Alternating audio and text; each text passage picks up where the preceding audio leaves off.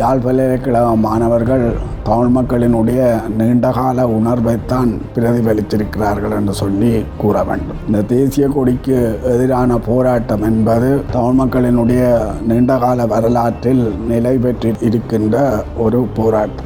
தேசிய கொடி உருவாக்கத்தின் போது கூட தமிழ் மக்களினுடைய அபிப்பிராயங்கள் எதுவும் கவனத்தில் கொள்ளப்படவில்லை. 1950ஆம் ஆண்டு இதற்கான முயற்சிகள் இடம்பெற்ற போது தமிழ் தரப்பிலிருந்து இலங்கையில் வாழ்கின்ற 3 சமூகங்களையும் பிரதிநிதித்துவப்படுத்தக்கூடிய வகையில் தேசிய கொடி அமைய வேண்டும் என்ற கருத்து முன்வைக்கப்பட்டது. தமிழ் மக்களை முழுமையாக இதில் இருந்து அகற்றி ஒரு சிங்கள பௌத்த கருத்தியலுக்கு முன்னுரிமை கொடுத்த கொடியாகத்தான் இருந்தது. அவை அந்த கொடியைத்தான் அந்த மரபுக்கேற்ப பல்கலைக்கழக மாணவர்கள் நிராகரித்திருக்கிறார்கள், எதிர்த்திருக்கிறார்கள். அவர்கள் அதனை அகற்றி கருப்பு கொடியை கட்டியிருக்கிறார். ஆகவே இது தமிழ் மக்களுடைய எண்ணங்களை பிரதிபலித்த ஒரு செயற்பாடாக இருந்ததோடு, மன உணர்வை பிரதிபலித்த ஒரு செயற்பாடாக இருந்ததோடு, தமிழ் மக்களினுடைய அந்த போராட்ட மரபையும் நினைவுபடுத்தின ஒன்றாகத்தான் இருந்தது என்று சொல்லி கூறலாம். இந்த தேசிய கொடி வந்த காலம் தொடக்கம் தமிழரசு கட்சி இதனை கடுமையாக எதிர்த்து பிரச்சாரம் செய்ததும் இல்லாமல் சுதந்திர தினத்தை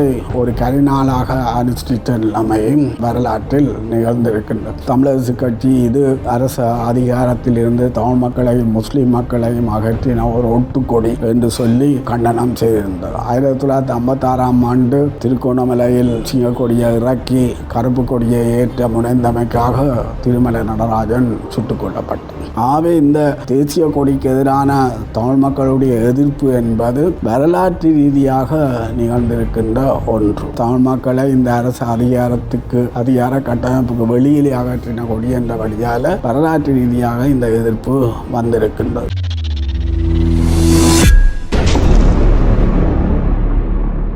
யாழ்ப்பாண பல்கலைக்கழக மாணவர்கள் சுதந்திர தினத்தன்று யாழ்ப்பாண பல்கலைக்கழகத்தில் ஏற்றப்பட்ட தேசிய கொடியை இறக்கி கருப்பு கொடியை ஏற்றியமைக்காக விசாரணைக்கு உட்படுத்தப்பட்டிருக்கிறார்கள். இது தொடர்பாக முதலில் யாழ்ப்பாண பல்கலைக்கழக துணைவேந்தருடனும் பதிவாளருடனும் விசாரணை மேற்கொள்ளப்பட்டது. அந்த விசாரணையின் போது துணைவேந்தர் இது வழமையாக நடக்கின்ற நிகழ்வு தான் என்று கூறியிருக்கின்றார். அதற்கு பிறகு மாணவர்களை விசாரணைக்கு அழைத்து ஏறத்தாழ 4 மணி நேரம் விசாரணை நடத்தியிருக்கின்றார். விசாரணையினுடைய முடிவில் தாங்கள் சட்டமா அதிபர் திணைக்களத்துக்கு விசாரணை விடயங்களை அனுப்புவதாகவும் பின்னர் அவர்களுடைய ஆலோசனையின் பேரில் மீளவும் அழைக்க வேண்டி வரும் என்று கூறி அவர்களை விடுவித்திருக்கின்றனர்.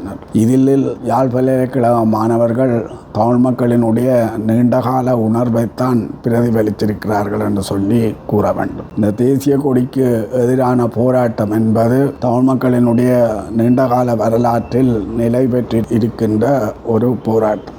தேசிய கொடி உருவாக்கத்தின் போது கூட தமிழ் மக்களினுடைய அபிப்பிராயங்கள் எதுவும் கவனத்தில் கொள்ளப்படவில்லை. 1950ஆம் ஆண்டு இதற்கான முயற்சிகள் இடம்பெற்ற போது தமிழ் தரப்பிலிருந்து இலங்கையில் வாழ்கின்ற 3 சமூகங்களையும் பிரதிநிதித்துவப்படுத்தக்கூடிய வகையில் தேசிய கொடி அமைய வேண்டும் என்ற கருத்து முன்வைக்கப்பட்டது. தந்தை செல்வா தமிழ் மக்களை குறிக்கின்ற நந்தி, சிங்கள மக்களை குறிக்கின்ற சிங்கம், முஸ்லிம் மக்களை குறிக்கின்ற பிறை 3ம் தேசிய கொடியில் வர வேண்டும் என்கின்ற அபிப்பிராயத்தை முன்வைத்தார். அந்த அபிப்பிராயம் ஏற்றுக்கொள்ளப்படவில்லை. தேசிய கொடியை உருவாக்குவது தொடர்பாக குழு ஒன்று உருவாக்கப்பட்டது. அந்த குழுவில் இஸ்ரவேலியாடி பண்டார் நாயக்கா, ஜி பொன்னம்பலம், செனட்டர் நடேசன், முஸ்லிம் தரப்பில் இருந்த டிபி ஜயா, ஜெயவர்தனா போன்றவர்கள் அங்கம் வைத்திருந்தார். அந்த குழுவில் இவர்கள் சிங்கக்கொடியை தேசிய கொடியாக ஏற்றுக்கொள்வதாக ஒரு தீர்மானம் எடுக்கப்பட்டது. அந்த தீர்மானம் எடுக்கப்பட்ட போது செனட்டர் நடேசன் அதனை கடுமையாக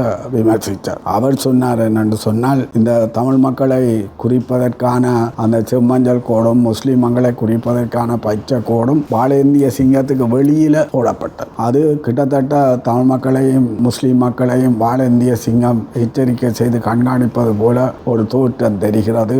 இது தவறானது என்ற கருத்தை முன்வைத்தார். அவர் குறைஞ்சபட்சம் அதேவேளை அந்த வாழேந்திய சிங்கம் என்பது இலங்கை மக்களுடைய இறமையை குறிக்கின்றது என்று கூறப்பட்டது. அப்ப நடேசன் குறிப்பிட்டார், குறைஞ்சபட்சம் நீங்கள் இந்த மஞ்சள் கோடை தமிழாக்களை குறிக்கின்ற செம்மஞ்சள் கோடையும் முஸ்லீம் மக்களை குறிக்கின்ற அந்த பச்சை நிற கோட்டையும் வாழேந்திய சிங்கத்துக்குள் இடுங்கள் என்று சொல்லி கேட்டிருந்தார். ஆனால் அந்த கோரிக்கை நிராகரிக்கப்பட்டது. அந்த கோரிக்கை நிராகரிக்கப்பட்டபடியால் அந்த குழுவில் இருந்து செனட்டர் நடேசன் வெளியேறி தான் ஒரு அறிக்கை ஒன்றை வெளியிட்ட நிலைமை இருந்தது. அதேவேளை ஜி பொன்னம்பலம் அன்றைக்கு அமைச்சராக இருந்தபடியாலே அவர் அதனை ஆதரித்த நிலைமை தான் இருந்தது. முஸ்லீம் தரப்பில் பங்கு பற்றிய டிபி ஜெயாவும் அதனை ஆதரித்திருந்தார். அதன் அடிப்படையில் தேசிய கொடி நடைமுறைக்கு வந்தது. இந்த தேசிய கொடி வந்த காலம் தொடக்கம் தமிழரசு கட்சி இதனை கடுமையாக எதிர்த்து பிரச்சாரம் செய்ததும் இல்லாமல் சுதந்திர தினத்தை ஒரு கரிநாளாக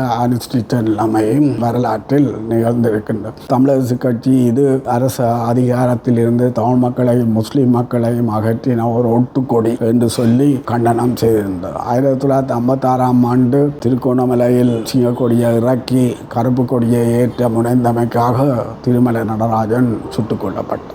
ஆகவே இந்த தேசிய கொடிக்கு எதிரான தமிழ் மக்களுடைய எதிர்ப்பு என்பது வரலாற்று ரீதியாக நிகழ்ந்திருக்கின்ற ஒன்று. தமிழ் மக்களை இந்த அரசு அதிகார கட்டமைப்புக்கு வெளியிலே அகற்றின கொடி என்றபடியால் வரலாற்று ரீதியாக இந்த எதிர்ப்பு வந்திருக்கின்றது. அது மாத்திரமல்ல, அவர்கள் அந்த தேசிய கொடியில பௌத்த மதத்தை குறிக்கணும் என்பதற்காக 72ஆம் ஆண்டு தேசிய கொடியை மறுசீரமைப்பு செய்த போது அந்த 4 மூலைகளிலையும் அரசியல் எழமாட்டார். ஆகவே தமிழ் மக்களை முழுமையாக இதில் இருந்து அகற்றி ஒரு சிங்கள பௌத்த கருத்தியலுக்கு முன்னுரிமை கொடுத்த கொடியாகத்தான் இருந்தது. அவை அந்த கொடியைத்தான் அந்த மரபுக்கேற்ப பல்கலைக்கழக மாணவர்கள் நிராகரித்திருக்கிறார்கள், எதிர்த்திருக்கிறார்கள். அவர்கள் அதனை அகற்றி கருப்பு கொடியை கட்டியிருக்கிறார். அவை இது தமிழ் மக்களுடைய எண்ணங்களை பிரதிபலித்த ஒரு செயற்பாடாக இருந்ததோடு, மன உணர்வை பிரதிபலித்த ஒரு செயற்பாடாக இருந்ததோடு, தமிழ் மக்களுடைய அந்த போராட்ட மரபையும் நினைவுபடுத்தின ஒன்றாகத்தான் இருந்தது என்று சொல்லி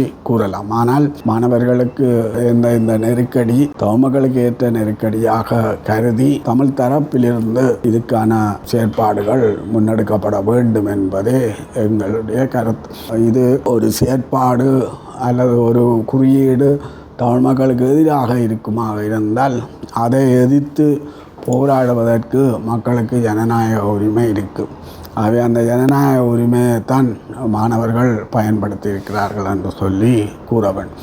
ஆகவே இந்த விடயத்தில் தமிழ் மக்கள் மிகவும் அக்கறையாக இருக்க வேண்டும் என்பதே என்னுடைய கருத்தாகும்.